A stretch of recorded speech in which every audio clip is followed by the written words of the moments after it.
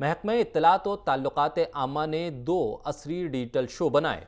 2 असरी digital show inspire generation Z the best of J&K बनाए।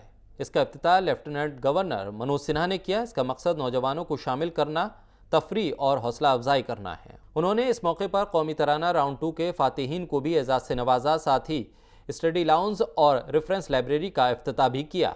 आज़ादी के अमृत महोत्सव को उत्सव और त्योहारों का रंग देकर नए जम्मू कश्मीर के संकल्प को साकार करने की एक नई पहल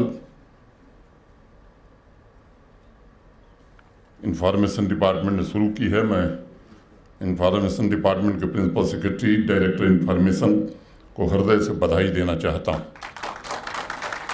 इस वर्ष नेशनल एंथम कंपटीशन की दूसरी कड़ी के विजेताओं को पुरस्कृत किया गया है। मैं सभी पार्टिसिपेंट्स और विनर्स के समर्पण और संकल्प की सराहना करता हूं और उनके उज्जवल भविष्य की कामना करता हूं। मित्रों, महाभारत का एक प्रसंग है। आप में से जिन लोगों को थोड़ा स्मरण होगा महाभारत का, उसमें यक्ष और युधिष्ठिर का एक संवाद हुआ। पांडव वनवास में थे और युधिष्ठिर को छोड़कर पांडवों के सभी भाई मृतप्राय हो गए थे।